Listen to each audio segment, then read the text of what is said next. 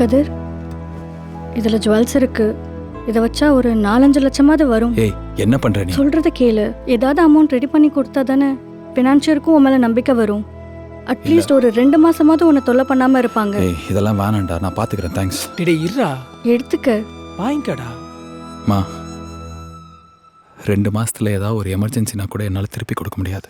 இரு, அதெல்லாம் சரியாயிடும். இதை எடுத்துகிட்டு போய் சலூனில் வை. நாளைக்கு காலைல பேங்க்கில் வச்சு அந்த ஆளோட வட்டியை திருப்பி கொடுத்துரு. இன்றைக்கி நைட் ஆச்சு, கொஞ்சம் நிம்மதியாக தூங்குடா ப்ளீஸ். வாங்கிக்கோடா. தேங்க்ஸ்மா.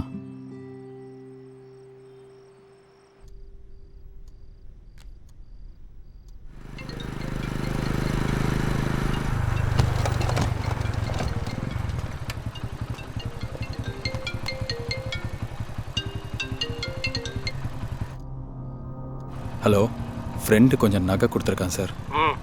நாளைக்கு காலைல முதல் வேலையை அதை வச்சு உங்கள் வட்டியை ஃபஸ்ட்டு கொடுத்துட்றேன். சரி, பார்க்குறேன். தேங்க்யூ.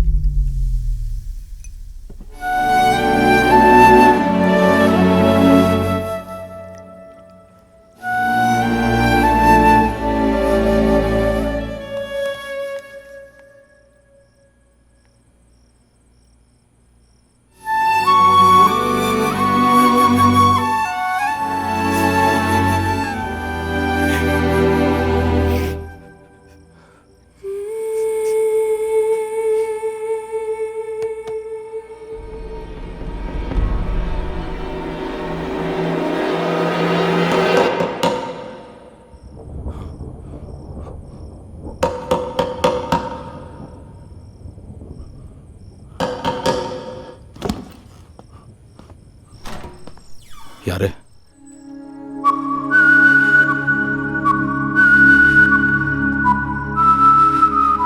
யார் வேணும்? நான் திருவண்ணாமலையிலேருந்து வரேன். வர வழியில் வண்டி பிரேக் டவுன் ஆயிடுச்சு. யாருக்காவது ஃபோன் பண்ணி உதவி கேட்கலான்னு நினைச்சா ஃபோனில் சார்ஜ் இல்லை. தூரத்துலேருந்து பார்க்கும்போது உங்கள் கடையில் தான் லைட் தெரிஞ்சுது. நான் ஃபோனை சார்ஜ் பண்ணால் தான் மெக்கானிக்கை கான்டாக்ட் பண்ண முடியும். உள்ள வரலாமா?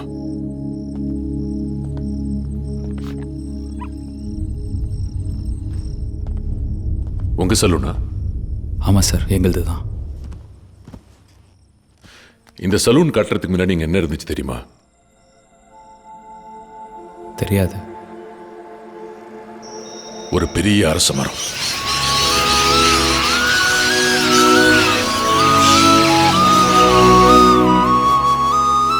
அதுல ஆயிரக்கணக்கான கிளிகள் தங்கி இருந்துச்சு.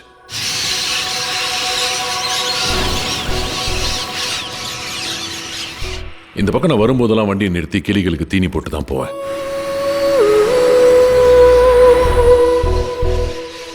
இந்த பேண்டமிக்னால பாஸ்ட் 2 இயர்ஸ் என்னால வர முடியல.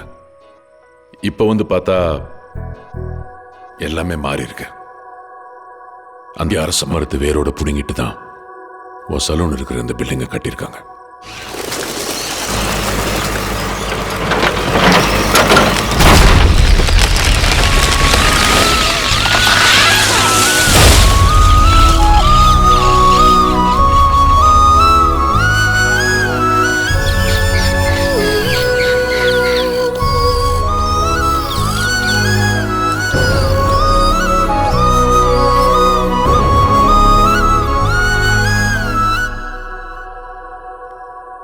ஃபோன் சார்ஜர் இருக்குமா?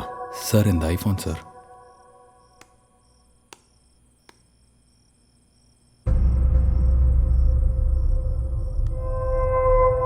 உங்க பிரச்சனையெல்லாம் நீங்களே முடிச்சுக்கலான்னு முடிவு பண்ணிட்டீங்களா?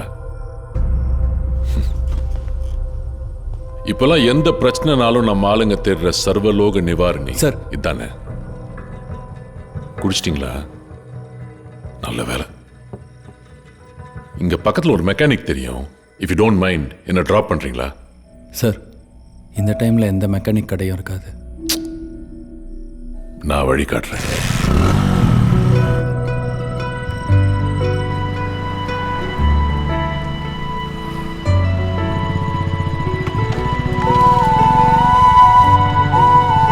அந்த லெஃப்ட்ல போ.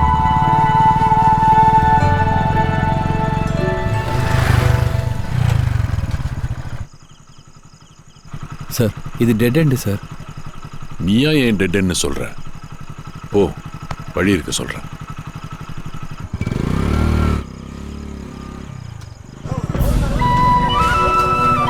இங்க நிறுத்திக்க.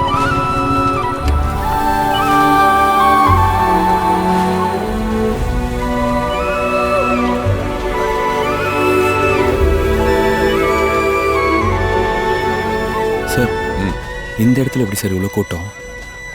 அவன் இடத்த நம்பி ஆரம்பிக்கல, அவனை நம்பி ஆரம்பிச்சிருக்கான்.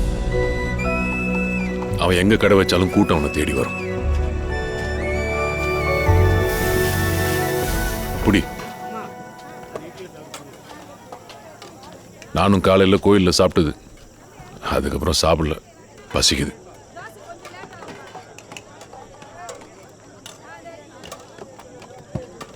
எப்படி இருக்கு? சூப்பராக இருக்கு, செமையாக இருக்கு. இப்போ புரியுதா ஏன் இவ்வளோ கூட்டம் வருதுன்னு? திருநெல்வேலியில் இருட்டு கடை பற்றி தெரியுமா? ஆ தெரியும் சார். ஒரு காலத்தில் கோயில் எதிர்த்தாப்புல கரண்ட்டே இல்லாமல் இருட்டில் ஆரம்பிச்சுது. அதனால தான் பேர் இருட்டு கடை. ஆனால் இப்போ கோயில் எங்கே இருக்குன்னு கேட்டால் இருட்டு கடைக்கு எதிர்க்க இருக்குன்னு சொல்லுவாங்க. ஒருத்தன் நினச்சா தன் திறமையால் ஒரு லேண்ட்மார்க்கே மாற்ற முடியுன்றதுக்கு அது உதாரணம். ஒரு பொருள் அங்கே மட்டும்தான் கிடைக்கும்னா அது எங்கே இருந்தாலும் கூட்டம் தானா தேடி வரும். தோ இந்த மாதிரி பூவை தேடி தான் எப்போ வண்டு வரும், வண்டை தேடி பூ போவாது. அதான் இயற்கை. சாப்பிடு. உன் சலூனுக்கு இந்த கிளிங்கெல்லாம் வரும்ல? ஆமாம் சார், அங்கங்கே சுற்றிட்டுருக்கோம். மனுஷங்க தான் தன் இருப்பிடத்தை ஈஸியாக மறந்துட்டு வேற வேற இடத்த தேடி போவாங்க. ஆனால் பறவைங்க அப்படி இல்லை. கண்டம் தாண்டி போனாலும் அதோட இடத்தை தானா தேடி வரும். அது இருப்பிடத்தை விட்டு கொடுக்காது. உன்னால முடிஞ்சா அந்த கிளிங்க வரும்போது கொஞ்சம் தண்ணி வை.